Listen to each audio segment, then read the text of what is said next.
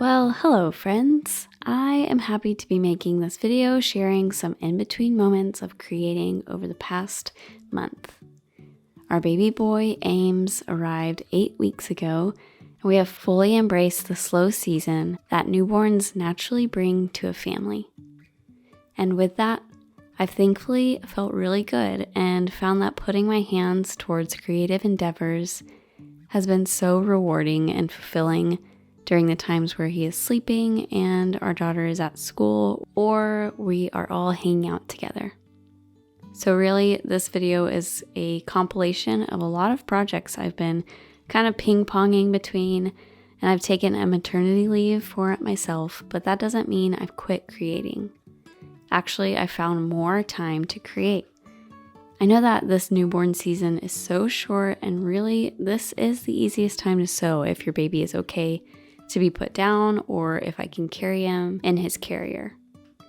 I find that this maternity leave has left me with fresh perspective, as a big life change often does. I read this book recently, Gift from the Sea by Anne Morrow Lindbergh, a small but brilliant book written in the 1950s that is still prevalent today. I would love to hear if you've read it, and I highly recommend any woman or man to read it.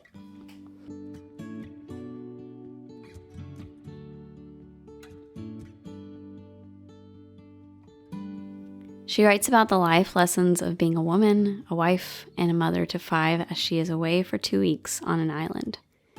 I enjoyed reading about her writings on living a simple life, caring for your soul, and relationships.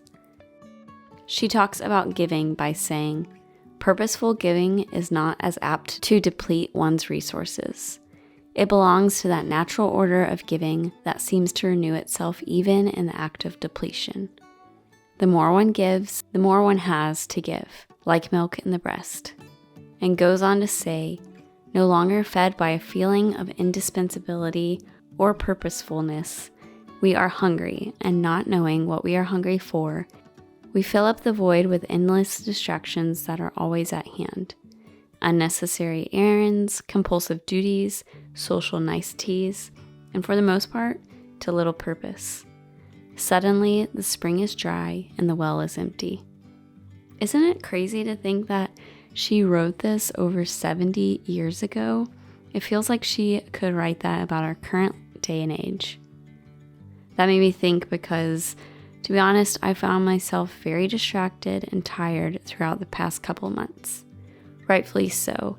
I mean, taking care of a family is no small thing, but I do know the difference between tired from being bombarded by noise and excess, and tired from a full day of giving myself to my work, which is, of course, first and foremost my family.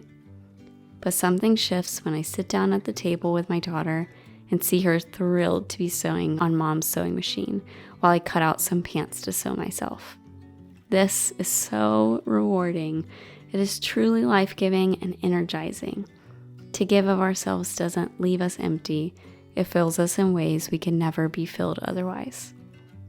So whether it's baking cookies, sewing a dress, or chipping away at many sewing projects, these small moments make up life, bring so much beauty and rejuvenation to my soul.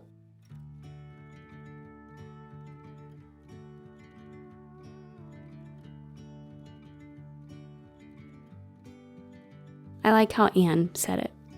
Arranging a bowl of flowers in the morning can give a sense of quiet in a crowded day, like writing a poem or saying a prayer.